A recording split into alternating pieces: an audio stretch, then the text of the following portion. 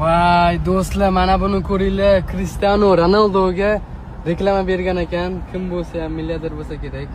Qaranglar. Abu Dabidamiz, Dubayda. Bilol do'stim. Cristiano Ronaldo. Binance. Ambassador. Ya. Mashallah do'stlar. Qaranglar. Ularni ruxsatsiz hech kim qo'ya olmaydi.